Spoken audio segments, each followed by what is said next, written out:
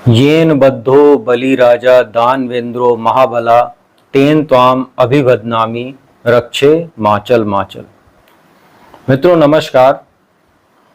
भाई बहन का सबसे पवित्र त्योहार और जो एक महान परंपरा हमारी है सनातन संस्कृति की, जिसको हम रक्षाबंधन के त्योहार के रूप में जानते हैं, मनाते चले आ रहे हैं सदियों से।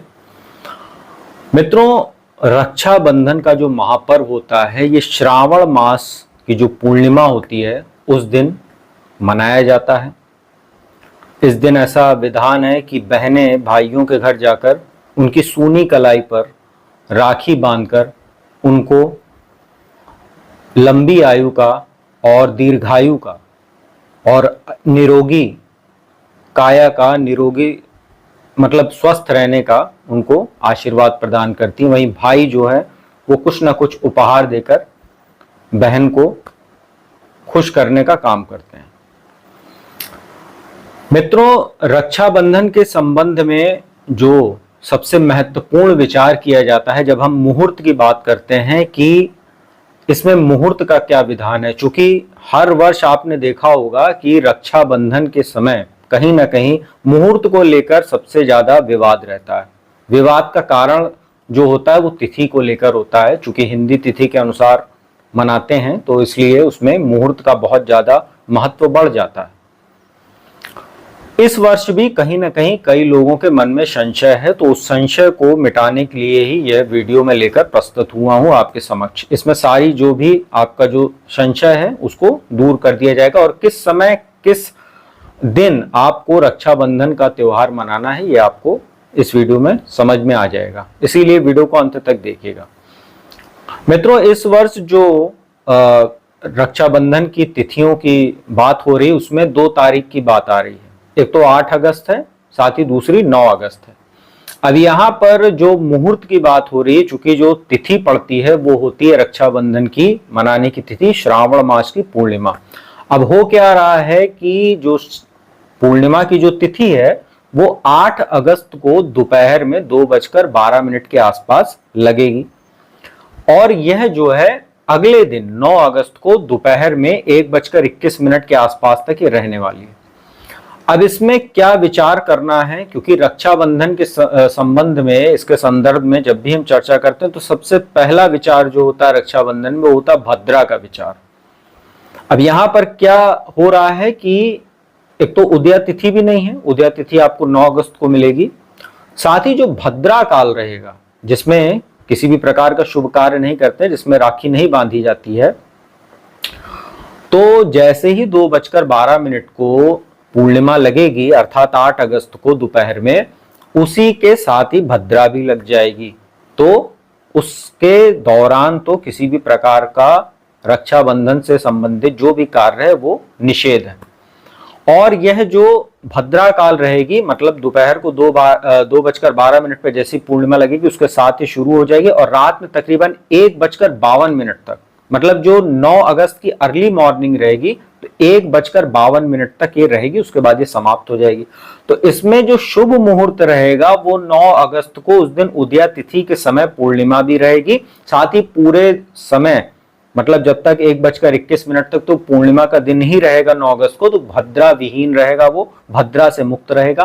तो जो 9 अगस्त का समय है प्रातः काल से लेकर और दोपहर में जो 1:21 तक का समय है जब तक पूर्णिमा लगी रहेगी वो तो सर्वोत्तम समय रहेगा ही रक्षाबंधन का। साथ ही आप पूरे दिन भी बांध सकते हैं राखी, कोई ऐसा समस्या नहीं रहेगी क्योंकि उदया तिथि के समय पूर्णिमा लगी रहेगी। तो एक जो ये संशय बना हुआ था कि 8 अगस्त को मनाएं कि 9 अगस्त को मनाएं, उसका पूरा जो पटाक्षेप है वो इस वीडियो में मैंने कर दिया है। तो मैं आपको एक बार फिर से दोहरा देता हूं। 8 अगस्त को दोपहर में 2:12 पर पूर्णिमा लगेगी, साथ में भद्रा लग जाएगी। रात में अर्थात 9 अगस्त की अर्ली मॉर्निंग को 1:52 पे भद्रा समाप्त हो जाएगी। 9 अगस्त को भद्रा नहीं रहेगी, उदया तिथि के समय पूर्णिमा लगी रहेगी। 1:21 तक दोपहर में 9 अगस्त तक पूर्णिमा का दिन लगा रहेगा, तिथि अर्थात। तो आप 9 अगस्त को 1:21 दोपहर तक तो मना ही सकते हैं, उसके बाद चाहे तो पूरे दिन भी आप आराम से रक्षाबंधन का इस पवित्र त्योहार को, जो भाई बहन का सबसे बड़ा त्योहार होता है, उसको आप मना सकते हैं। यहां पर कुछ चीजें और आपको बता देते हैं कि जैसे जब बहनें कलाई पर राखी बांधती हैं, तो जब तिलक करती हैं, तिलक करते समय जो मंत्र मैंने अभी वीडियो की शुरुआत में बोला, आप उसको फिर से चाहें तो रिवाइंड करके देख सकते हैं। मैं फिर से दोहरा देता हूं, और ये आपको, अगर आप नहीं समझ पा रहे हैं तो इसको गूगल पे सर्च भी कर सकते हैं। तो ये जब तिलक बहनें करती हैं तो अनामिका उंगली जो होती है, रिंग फिंगर, इसी से तिलक करना है भाई के माथे पर। और ये जो मंत्र है, येन बद्धो बलि राजा दानवेंद्रो महाबला तेन त्वाम अभिबदनामी रक्षे माचल माचल, इस मंत्र को बोलते हुए तिलक करना है। और अगर किसी कारणवश आपको ये मंत्र याद नहीं हो पाता है, या नहीं मिल पाता है, या आप बोलने में सक्षम नहीं है, तो आप मंगलम भगवान विष्णु, मंगलम गरुड़ध्वजा, मंगलम पुंडरीकाक्षाय, मंगलाय तनुहारी, इसको भी बोलते हुए आप तिलक कर सकती हैं। तो यह जो एक जानकारी है, बहुत ही महत्वपूर्ण जानकारी थी। मैंने वीडियो में जिस तरीके से आपको बताया है, इसी प्रकार से आप उसको फॉलो कीजिएगा तिथि को। और इस महापर्व की सभी भाई बहनों को मेरी ओर से हार्दिक शुभकामनाएं। जितने भी मेरे दर्शक इस वीडियो को देख रहे हैं, उनको मेरी तरफ से अग्रिम शुभकामनाएं रक्षाबंधन के इस महापर्व की।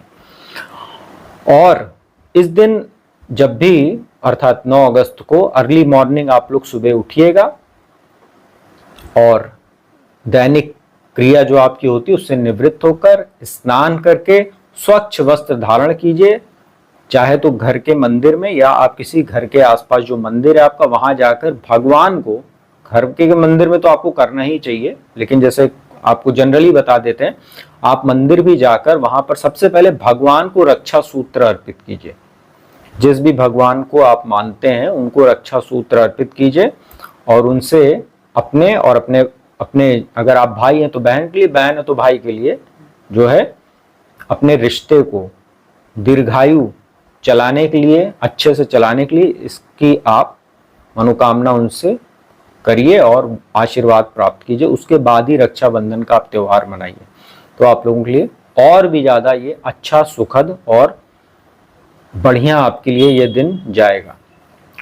तो मित्रों, उम्मीद करता हूँ वीडियो आपको अच्छी लगी होगी। वीडियो अच्छी लगी तो इसको लाइक कीजिएगा, कमेंट कीजिएगा, शेयर कीजिएगा। और जिसको भी कुंडली विश्लेषण आदि कराना है मेरे माध्यम से, तो मेरा नंबर डिस्क्रिप्शन स्क्रीन पर उपलब्ध रहता है, उस पर संपर्क कीजिए, अपॉइंटमेंट लीजिए। कुंडली विश्लेषण का लाभ देश दुनिया के किसी भी कोने से प्राप्त कीजिए। अब मैं अपने वाणी को यहीं विराम देता हूँ। अगली वीडियो में आपको किसी नए और विशेष महत्वपूर्ण विषय के साथ मिलूंगा। तब तक के लिए ओम नमः